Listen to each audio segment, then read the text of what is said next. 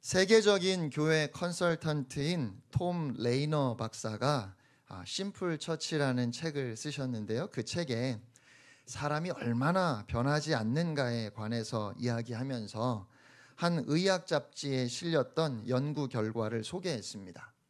미국에서 해마다 한 60만 명 가까이 되는 사람들이 바이패스 수술을 받는다고 합니다. 바이패스 수술이 뭔지 아시나요? 근데 저도 잘 모르겠어요. 인터넷에서 찾아보니까 좁아지거나 막힌 혈관을 대신해서 피가 흐를 수 있도록 건강한 다른 혈관을 이식해 주는 수술이라고 합니다. 네. 그런데 이 수술은 문제를 완전히 치료하는 방법이 아니라 단지 완화하는 방법이기 때문에 이 수술을 받은 사람에게 정말 중요한 건 생활 습관을 바꾸는 것이랍니다. 음식을 조절해야 되고 규칙적인 운동을 꾸준히 해야 되고 술, 담배를 끊어야 한답니다. 여러분, 큰 수술을 받고 죽음의 문턱까지 다녀온 사람들이라면 삶을 바꾸어야 한다는 의사의 조언을 잘 따르겠지요. 네, 그런데 그렇지가 않대요. 수술을 받은 사람들의 90% 이상이 과거의 습관을 버리지 못하고 이전으로 다시 돌아간다고 합니다. 나는 내가 좋아하는 것을 바꾸느니 차라리 죽겠다는 이런 극단적인 생각을 하는 것은 물론 아니겠지만 습관을 바꾸는 것이 그만큼 어렵다는 것을 우리에게 보여주기도 하고 나빴던 건강이 조금만 나아지면 괜찮을 거라고 방심하는 우리의 어리석음을 보여주기도 하고 순간적인 유혹을 이기지 못하는 우리의 연약함을 보여주기도 하는 그런 연구 결과가 아닌가 싶습니다. 네, 사람은 좀처럼 변하지 않습니다. 오죽하면 우리가 사람이 변하면 죽을 때가 됐나 하는 이야기를 하겠습니까? 저는 그래서 오늘 말씀이 좀 어렵게 느껴졌습니다. 우리 1절 말씀 함께 읽겠습니다. 시작. 그러므로 모든 악독과 모든 기만과 외식과 시기와 모든 비방하는 말을 버리고. 아멘. 모든 악한 것들, 속이는 것, 위선, 온갖 시기와 남을 헐뜯는 모든 말을 벗어 던져버리라고 그렇게 말씀하셔요. 어려운 말씀은 없지요. 본문을 이해하는 데는 어려움이 없습니다. 다만 말씀대로 그렇게 하는 것이 너무 어려울 것 같아요. 솔직히 안 될 것 같습니다. 그런데 결론부터 말씀드리면 이것은 안 되는 거라는 사실을 아는 것에서부터 비로소 시작하는 것입니다. 헨리 나우엔이 집으로 돌아가는 길에서 인용했던 내용입니다. 하나님의 첫 번째 부르심은 하나님의 나라에 대한 놀랍고 고상한 진리를 쫓으라는 내용이다. 그 말씀에 따르는 이들은 가족과 친구 공동체로부터 칭찬과 존경을 받는다. 그러나 두 번째 부르심은 얼마쯤 시간이 지나서 사람으로서는 예수님을 위해 대단한 일을 해낼 수 없다는 사실을 받아들이는 순간에 찾아온다. 그때에는 포기와 겸손이 지배하기 마련이다. 처음에는 되는 것 같았는데, 그래서 주변의 사람들로부터 너는 참 많이 변했다 이런 말도 들었는데, 내가 정말 이제는 새 사람이 된 것 같고 잘할 수 있다 생각했는데 시간이 지나고 애를 쓰면 쓸수록 안 된다는 것을 또한 알게 됩니다.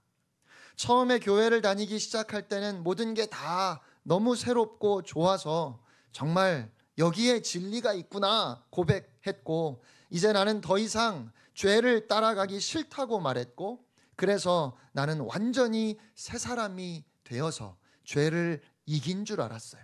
주위의 사람들이 나를 칭찬해주고 어쩌면 그렇게 믿음이 좋아요, 어떻게 그렇게 달라졌어요 라고 이야기할 때만 하더라도 나는 완전히 새 사람이라고 생각했는데, 시간이 지날수록 정말 새 사람으로 살아야 되겠다 노력하면 할수록 안 된다는 것을 잘 알게 된다는 말이지요. 믿음으로 살아보려고 애를 썼다면 아마 여러분은 이미 이런 실패를 경험하셨을 겁니다. 사소한 감정 하나도 내 마음대로 안 되고 뭐 대단한 것도 아닌데 도대체 양보를 못 하겠어요. 믿음이라는 것이 얼마나 보잘것없는 것인지 느껴지기 시작하면서 하나님께 대한 실망이 아니라 나 자신에 대한 실망 때문에 믿음으로 산다는 것 자체에 회의가 생기기 시작합니다. 그래서 나중에는 나의 믿음이 위선이라는 생각이 들고 내 신앙은 가짜인 것만 같습니다. 혹시 여러분은 이런 절망을 경험해 보신 적이 있으십니까? 그런데 오늘 본문은 그렇게 우리를 절망하게 하는 말씀이 아니라 사실은 그런 우리에게 소망을 주시는 말씀입니다. 그런 우리에게 해답을 주시는 말씀이에요. 1절과 2절의 대조를 우리가 눈여겨볼 필요가 있습니다. 1절은 악덕들의 목록이지요. 악한 것, 질적으로 부패해서 나빠진 것을 의미합니다. 빵에 곰팡이가 생기거나 음식이 상한 겁니다. 질이 낮고 덕스럽지 못한 거지요. 속이는 것은 낚시를 할 때 그 앞에 다는 가짜 미끼를 가리키는 말이에요. 위기를 모면하거나 나의 이익을 위해서 다 알면서도 누군가를 속이는 행동입니다. 위선적이라는 말은 겉으로 드러나는 것과는 다르게 속으로는 다른 꿍꿍이가 있어서 그런 다른 일을 하는 이중적인 태도를 가리킵니다. 시기는 금요일 마가의 다락방에서 제가 한번 말씀을 드렸는데요. 질투와 비슷하지만 그 방향이 잘못되고 생각이 병들어서 감정과 의지가 삐뚤어진 겁니다. 그리고 남을 헐뜯는다는 표현은 정당한 이유도 없고 잘 알아보지도 않고 그냥 덮어놓고 반대하고 모욕하고 참소하는 태도를 가리킵니다. 이렇게 악한 것들이 세상에 많다는 거지요. 이런 1절의 내용을 우리가 살펴보면 마치 정글 속을 들여다보는 느낌입니다. 사나운 늑대, 사자, 뱀들이 득실거리는 약육강식의 동물의 왕국처럼 보입니다.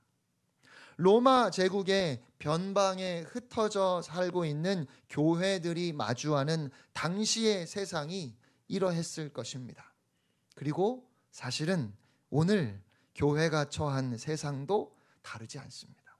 그런데 여러분 2절을 보세요. 2절 말씀 우리 함께 읽겠습니다. 시작. 갓난 아기를 같이 순전하고 신령한 젖을 사모하라. 이는 그로 말미암아 너희로 구원에 이르도록 자라게 하려 함이라. 아멘. 갓난 아기들이 나오죠. 너무 이상한 대조입니다. 여러분, 갓난 아기들이 어떻게 야수와 맹수들을 당할 수 있겠습니까? 예수님이 제자들을 파송하시면서 말씀하셨어요. 마태복음 10장 6절 상반절입니다. 보라, 내가 너희를 보냄이 양을 이리 가운데로 보냄과 같도다. 여러분, 어떻게 양이 사나운 이리 가운데서 자기를 지키며 살아남을 수 있을까요? 불가능한 일 아닙니까? 맞아요. 불가능해요. 갓난 아기가 스스로 세상을 헤쳐나가려 한다면 살아날 수가 없어요. 양이 자기 힘으로 이리를 물리치겠다 한다면 동화에나 나올 법한 이야기지요. 현실에서는 어림도 없는 일입니다. 그런데 오늘 주님은 그러니까 너희의 힘으로 이 악한 세상을 이겨라. 모든 악덕을 벗어 던져라. 그렇게 말씀하시는 게 아니에요. 1절 말씀이 그러므로 라는 말로 시작됐습니다. 그러니까 지난주 본문 1장 22절로 25절 말씀의 적용이 오늘 본문 말씀입니다. 성도는 말씀의 사람입니다. 말씀으로 태어났고 말씀으로 세상을 이깁니다. 그러니까 말씀을 먹으며 자라나야 하는 거예요. 말씀이 우리의 생명이기 때문입니다. 그래서 오늘 본문 말씀은 말씀의 사람이 되라는 거예요. 거기에 생명의 길이 있고 지혜가 있고 순결의 능력이 있다는 거지요. 다시 설명을 드리면 1절과 2절의 대조가 도대체 맞지가 않잖아요. 1절에서는 악한 것들의 목록을 쭉 나열했어요. 그러면 2절에서는 어떤 내용이 와야 자연스러울까요? 참된 덕목을 나열해야, 그래야 균형이 맞는 대조지요. 예를 들어서 모든 선함과 모든 정직과 진실과 배려, 그리고 남을 세워주는 말을 해라, 뭐 이렇게 나와야, 그래야 짝이 맞잖아요. 그런데 2절 말씀을 보니까 너희는 순전하고 신령한 젖을 사모하라 하시고 너희를 잘하게 하려 함이라, 이렇게 말씀하십니다. 우리 성경에 신령한 젖을 사모하라고 번역을 했는데 원어의 의미를 살펴보면 너희의 영적 본성에 합당한 순전한 젖을 사모하라, 이렇게 되어 있습니다. 우리의 영적인 본성에 합당한 순전한 젖이 무엇일까요? 앞에 1장 22절로 25절에서 우리가 다시 말씀으로 거듭났음을, 말씀으로 다시 태어났음을 강조했는데, 그러므로 말씀으로 태어난 우리는 마땅히 말씀을 사모해야 한다는 거예요.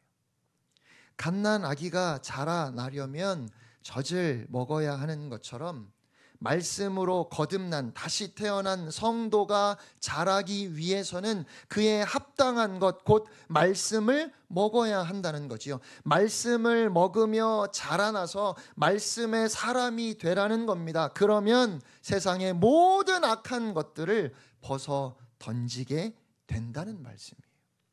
예를 들면 아이가 자라면 몸에 맞지 않는 옷은 더 이상 못 입지요. 왜 못 입어요? 컸으니까요. 자라났으니까요. 계절이 바뀔 때마다 제 아내가 아이들 옷을 정리합니다.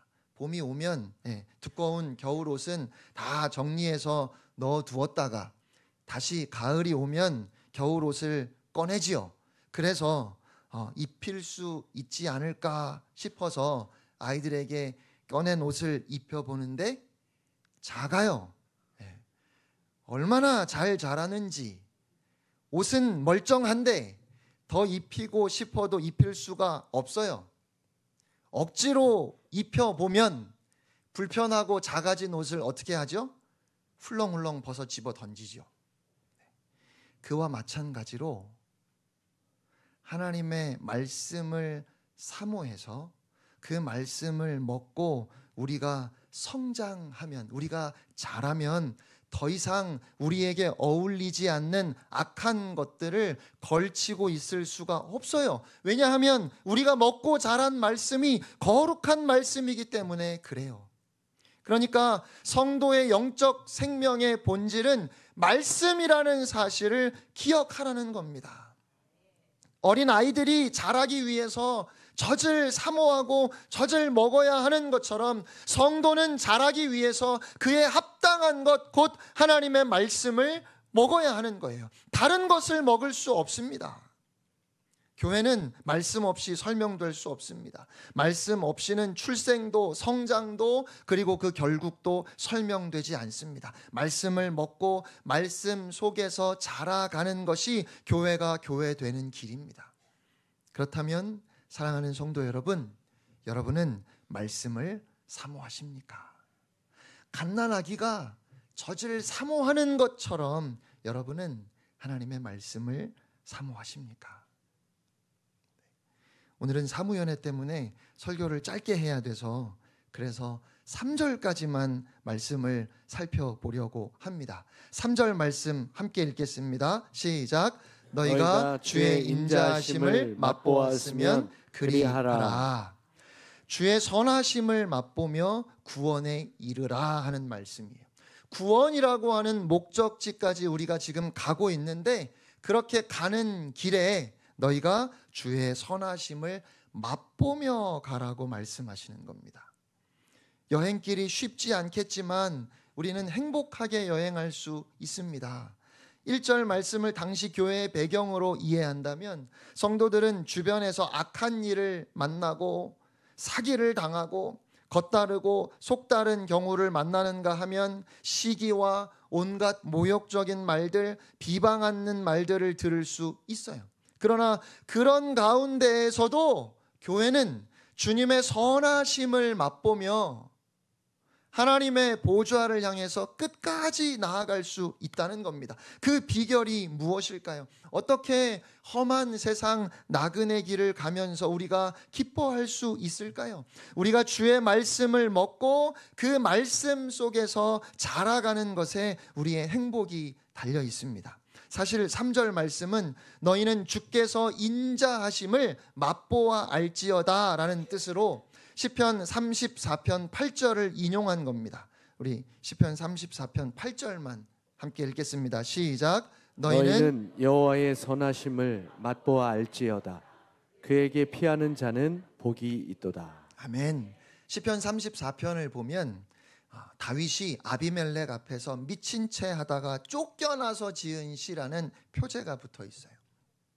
하나님께서 이스라엘의 왕으로 다윗을 택하시고 부르셨죠. 그런데 그런 다윗은 지위를 누리는 것이 아니라, 대접을 받는 것이 아니라, 자꾸만 높아지는 것이 아니라 지금 광야로 들판으로, 심지어는 그 나라에 있을 수도 없어서 이방 나라들로 도망을 다니고 있어요. 시편 34편에서 엿보이는 다윗의 상황과 지금 베드로의 이 편지를 받아서 읽는 흩어진 교회들의 상황이 비슷해요. 둘 다 하나님께서 약속하신 영광으로 택하여 부르심을 받았습니다. 둘 다. 그런데 지금은 여기저기 나그네로 흩어져 잠시 고난을 받고 있습니다. 그러면 다윗으로 하여금 그런 도망자의 생활, 그런 나그네 생활, 약속은 받았지만 고난 중에 기다려야만 하는 고된 삶 속에서도 그를 견디게 했던 것은 무엇입니까? 주의 선하심을 그가 맛보아 알았기 때문이라고 고백하는 거예요. 주의 선하심에서 강조점은 선하심에 있는 것이 아니라 주께 있습니다. 우리가 믿는 믿음의 대상이고 우리가 소망을 그분에게 두었는데 그분이 누구이신지를 마치 아주 맛있는 음식을 먹을 때, 여러분 예배 후에 올라가셔서 맛있는 음식 드실 거잖아요. 그렇게 맛있는 음식을 먹으면서 만족하게 되고 배가 부르게 되고 기뻐할 수 있는 것처럼 주님을 그렇게 알아간다는 겁니다. 우리 주님이 얼마나 선하신지, 우리 주님은 얼마나 믿을 만한 분이신지, 우리 주님 얼마나 자비로우신지, 우리 주님이 얼마나 친절하신지를 우리가 그 영원한 하나님의 나라를 향해 가는 그 길에서 깨닫게 되고 경험하게 되고, 그래서 그런 주님으로 인해 만족하게 되고 행복을 누릴 수 있다는 겁니다. 혹시 여행길에 굶주려 보신 경험이 있으십니까? 한참을 굶다가 식당을 만났는데 정말 맛있는 음식을 드셨던 적이 혹시 있으신가요? 식당이 있는 것만도 다행이다 싶었는데 막상 들어가서 음식을 먹어보니까 와, 이건 대단한 맛집인 거죠. 사랑하는 성도 여러분, 오늘 우리가 가는 길이 그와 같습니다. 때때로 고달프고 때때로 배고픈 여행길이지만 또한 우리에게 소망이 있습니다. 기대가 있습니다. 행복한 길입니다. 하나님의 말씀을 먹으며 그 말씀으로 인하여 자라나는 우리는 그렇게 이 세상을 통과해 가는 그 여정 가운데 오늘도 우리와 함께 하시는 그 주님의 선하심을 맛보아 그 주님을 더욱더 알아가며 구원을 향해 나아갑니다. 그래서 사랑하는 성도 여러분, 우리는 새로워질 수 있습니다. 하나님께서 날마다 우리를 새롭게 하시기 때문입니다. 우리를 새 것으로 다시 태어나게 하신 분도 하나님이시고 오늘 말씀으로 우리를 자라게 하시고 변화시키시는 분도 그렇게 새롭게 우리를 빚어 가시는 분도 하나님이십니다.